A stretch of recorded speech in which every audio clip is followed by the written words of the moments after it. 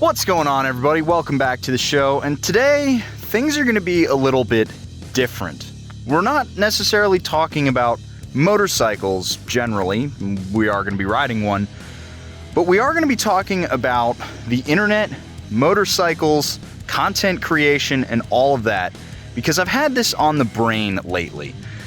I think that there are some issues with motorcycle journalism, I guess, for lack of a better term, if that's what you consider what I do, and its relationship with sponsors. And I think a lot of people have trust issues as a result of perhaps us on the other side of the computer not being 100% honest.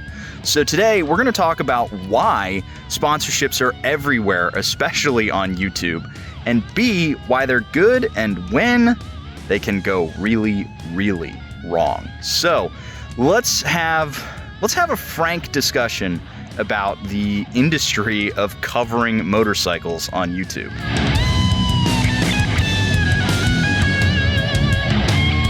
All right, now I know this can be kind of a dry subject, but it's very, very important. And usually when I talk about motorcycles, I do so through the very clear caveat that I am, to borrow a phrase from one of my favorite guitar YouTubers, a belligerent amateur.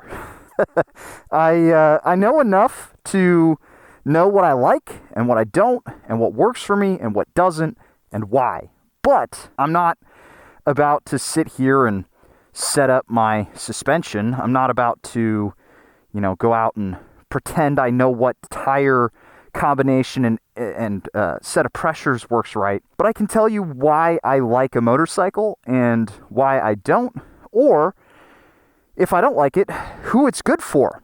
That's something that I'm all right at. But when it does come to this sort of thing, when it comes to the business of YouTube, this is something where I have for years been paying attention. Even before I was actually on YouTube, I was paying attention to this sort of thing with good old Total Biscuit back in the day, because when YouTube was getting started, video games were the driving force on this platform, and they still very, very much are.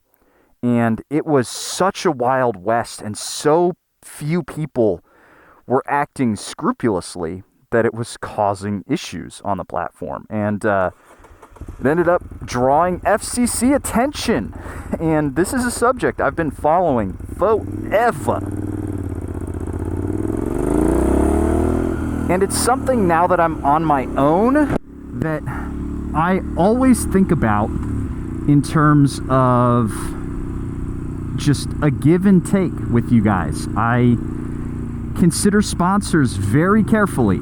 And I'm not sitting here tooting my own horn being like, I'm the best on YouTube. I'm the most honest. I'm not. I'm just not. I'm not going to sit here and lie to you, but, every now and again, I get stuff wrong. I try to say, hey, look, I did get this wrong. I got some stuff wrong about the Grezzo, the same motorcycle that I owned. I got stuff wrong about the Sur-Ron. I get stuff wrong, and it's just the nature of content creation. When it moves this fast, it's easy to make a mistake, and as long as you own that mistake, it's okay. But if you're like, this was not a mistake, and I dig my heels in, that's where I see the issues. So with that in mind, let's talk a little bit about sponsorships here. They're everywhere in content creation. Everywhere. Not just in motorcycles. You got beauty channels, you got guitar channels, you got car channels, you got gaming channels, you got all kinds of channels, all of which function with sponsorships. To just make sure we're getting our facts straight and we're having a conversation on level terms, I want to define a couple of things. So first of all, what's a sponsorship? Okay, so a sponsorship is a company paying me cash for essentially an ad. Whenever I talk about Flying Eyes, whenever I talk about Quad Lock, whenever I'm talking about Insta360, whenever I'm talking about any of the Cardo even. Who else do I have? I had Torque, Factor. Those are sponsors. They pay for ad placement. And the reason why they pay for ad placement is because A, you can't skip it inside a video. So they do demand a much higher price. And B, I'm the one telling you about the product. And they are paying for my endorsement, essentially. And we're going to come back to that in a minute. But I'm just going to say right now, I don't endorse a product unless I would use it or recommend it to somebody wholeheartedly. I have actually turned down sponsorships as a result of that. But that's just one angle. Then there's the affiliate system. So you hear people talk about affiliate links, and I've got some down in the description below. Affiliate links are not sponsored relationships. They're not. Sometimes a sponsorship will come with affiliate links, but an affiliate link is basically just you click on it, and as a result, if you buy something, I get a cut. I have Revzilla affiliate links. Revzilla is not a sponsor of this channel, and I love working with those guys, but I don't give you Revzilla ads. I don't consider them a sponsor in the traditional sense. So that's kind of an important delineation we need to have down so we can have this conversation correctly. Whenever somebody shouts out an affiliate link, that's basically somebody being like, hey, look, you can support the channel this way. Sponsorships are, hey, look, we want to give you some cash to help support your channel in return for an ad placement on your channel. That's the function of either of those. Now, sponsorships are extremely, extremely important for the creator economy. Without sponsorships, I would not be able to do this full time. Cardo has been a phenomenal sponsor. Flying Eyes, phenomenal sponsor. Quadlock, phenomenal sponsor, because they all make products that I use. They all believe in the content, and they all give me the ability to say what I need to say in order to convince people that this is a product worth buying. That's really important to me as a content creator, is to basically be able to say what I need to say to create a genuine ad. Very rarely do I use talking points that a company will give me unless they tell me, hey, look, you have to have this, you have to have this, you got to talk about this. And you'll be able to pick that up, not just from me, but from other creators, because it can sound a little bit stilted. The language is a little bit stilted, and you'll be like, oh, that sponsor wants that piece of language in there. And some people just will read that in their script. They'll just copy and paste it verbatim. I always try to work it up a little bit, but sometimes when they're like, we need this in there, you can't really change the language. Now, where's the issue with sponsorships? The issue with sponsorships comes in review format. Review format. I don't see any issues as long as somebody discloses, hey, look, this is an ad, and they deliver the ad from this video sponsor. That is good enough disclosure for me. I also will occasionally forget to tag the little paid sponsorship button, which you see when you upload a video, and it'll tell you whether or not this is a paid sponsorship video. That's there for FCC disclosure, because back in the day, people were not doing that. People were absolutely not disclosing the relationship with a company and this video being sponsored. People were absolutely 100% not doing that, and that was against the law.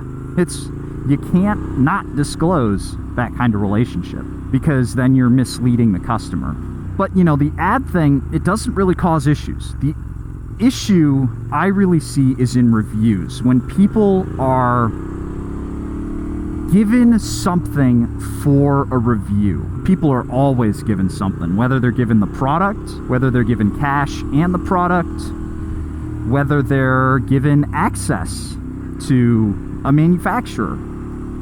That's paying for access, and that's where a lot of people see problems.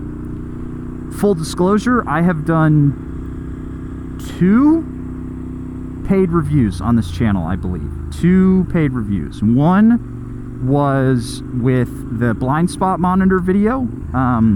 They did not pay me, they gave me the product, and I was like, hey, this is pretty cool, I want to cover it. I did it more because I wanted to cover it than make a buck, because I thought it was a really neat product. And then DJI sponsored the review of this camera. They sent me the camera and they paid for a video on the channel. As long as YouTubers, content creators, whatever, bloggers, because you see this in blogs too, as long as people disclose the relationship, and it can't just be ticking that box, even though that's legally compliant, people miss that all the time. You have to say in your video, this product was provided by blah blah blah, or this is a paid review, blah blah. I'm very hard up on that. It's super important to maintain trust with the audience, that you're clear that your video is compensated in some way. Now, a lot of people do end up taking issue with compensated reviews, because why would you review something negatively when you're being paid or when you're being given something for free? And that is a very real thing. It's why a lot of manufacturers will fly you out to some big event, buy you dinner, get you drunk, put you up in a nice hotel to give you that awesome experience, because you're going to have more fun on the motorcycle that way, and you're going to review the bike better, just inherently. It's not anybody's fault. That's just how, if you're in a good mood, the bike is better than if you're in a bad mood. And traveling sucks. I'm a horrible traveler. I hate traveling. I get tired, I get cranky, I get headaches. If I have a headache, you can tell if I have a headache when I'm making a video, because I'll be mad, I'll be angry. I'll be like, why the fuck does this bike not go into neutral? But that doesn't happen all that often, because, you know, these big review events are in cushy places, fantastic adventures, and all of that stuff. They didn't pay you for that video, but they did pay for your vacation. You know, it's important to note that Harley Davidson flew me out, or Royal Enfield, or Moto Guzzi, or whoever flew us out to check out this video, check out this bike, because that's disclosing the relationship, even if they're not paying for you. Now, most motorcycle manufacturers don't give you, they don't pay you for a review. Almost every single interaction every interaction I have had with any manufacturer has just been, hey, we'll give you the bike, will you review it for us? It's never, hey, we'll give you the bike for a few days and we'll give you $2,500. You wanna review this bike? That never happens. And if it does, somebody should tell me that that's how reviews work, please, because I'd like $2,500, please. CF Moto, Livewire, Harley Davidson, Aprilia, Moto Guzzi, all of the manufacturers that I work with directly, they don't pay me anything. They just are like, here's the bike, go ride it, go have fun. CF Moto gave me the 800NK, Livewire gave me their one, Harley Davidson gave me the Lowrider ST and the Pan America. All of that stuff is super important for me to say, because that's how I got my access. And it is true that if I were to sit there and be like, oh, this Moto Guzzi Griso such a piece of shit, it doesn't go very fast, it sounds like a big Harley and I hate it, and if I were to do that, Moto Guzzi would be like, fuck you, dude. That is not what we're giving you access to these bikes for. But what I do tell every manufacturer whenever I talk with them is like, hey, look, I'm going to review this motorcycle, and I'm going to talk about the good stuff, and I'm going to talk about the bad stuff, because that's what a review is. It can't all be positive. And that's why I do like to shout out stuff like, ooh, the brake on this Guzzi wasn't super great when I got my hands on it. Or it's a little bit heavy side to side.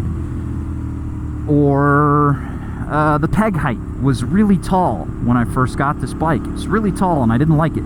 Because that's important for you guys to know. And then I can say, hey, this bike is not for me, or it is for me. This is why. And every manufacturer I've ever worked with has been happy to have that kind of review because it's honest. And you're never, ever, ever, ever going to have a 100% objective review. Here's my 100% objective review of a Versys 650. The Kawasaki Versys 650 is a motorcycle with 2 wheels, a chain drive, and an engine. This motorcycle goes down the road by burning gasoline. When it burns gasoline, the engine accelerates. When the engine accelerates, it reaches a peak horsepower of 65 horsepower at the crankshaft. At the wheel, the horsepower will be a little bit lower. This motorcycle is available in green. This motorcycle costs whatever it costs, $8,200. This motorcycle is available at local dealerships. This has been my completely objective review of the Kawasaki Versys 650. That's a useless review. That's just me reading the spec sheet. Whenever I ride a motorcycle, I like to tell you, this is why I like it. And I make it very clear to everybody who I work with that I'm not going to just give you a good review for shits and giggles. If I have a problem with the motorcycle, I'm going to say I have a problem with it. And if you think I'm wrong, I will issue a correction. You know, I was wrong about the... Oh, man. Something to do with the Energica, I think. I have a correction issued on that. I have a correction issued on my Lowrider ST review. I have a couple of corrections issued, and I always do that in the pinned comment and the top of the description box. Just when a manufacturer's like, hey, you got this wrong. I get stuff wrong because I'm sitting on a motorcycle going 45 miles an hour around a corner and trying to remember what the spec sheet says. It's hard to do. But let's start wrapping things up here, because I've talked a lot about how sponsorship and money can influence videos. And I think the biggest thing that I can do here to arm you guys to identify these problems is look for the paid review, the paid promotion tag on YouTube, and think very carefully about what Harley Davidson flew us out means, or Moto Guzzi flew us out. Think about the money that's been spent on that, and think about how that may color somebody's review. And if you find somebody who's repeatedly not disclosing information, even if that's me, don't listen to them anymore. If somebody's consistently getting shit wrong and they're not owning up to it, they're not a worthwhile review source. That's just how it is. And again, even if that's me, if for some reason I bang my head and I can't read specs anymore, and I just make shit up, stop listening to me. And then the second thing I can do is I can promise you this. On this channel, I will never endorse a product for a sponsorship, a paid ad, or whatever that I would not use, that I would not spend my money on and recommend you will not see advertised on this channel. I will not do reviews where they're like, hey, this needs to be a nice review. And I'm always going to be as honest about a bike that I'm riding, whether a manufacturer gave it to me or it's my motorcycle. I'm always going to be honest about it, or at least try to be. And I do want you guys to call me out on my bullshit. If I'm wrong about something, say it, because it's important. It's important that you guys hold me to the same standards I hold myself. And that's any publication. And again, if you find somebody who's consistently getting stuff wrong and not correcting it, don't listen to them. Don't listen to them. So I know this has been kind of a long conversation, but it's one that I think needs to be had. It's important to remind people that this is a industry that revolves around the changing hands of cash. People need to pay for access. People need to pay for putting food on the table, and sometimes the way they do that is with advertisement and with stuff like that. We just need to know where advertisement ends and where the reviews begin, because there's a very fine line. I'm going to do my best to always be honest with you guys about that. Let me know your thoughts on all of this down below. I know, a dry subject here, but again, it's important to talk about, and let me know just if you've experienced any weirdness with advertisement out there, and let that story serve in the comments as like a, hey, watch out for this kind of thing for other people. And I'll catch you guys in the next one. I promise next one won't be nearly as heady, and it'll probably be about a motorcycle. Catch you guys in the next one. See you later.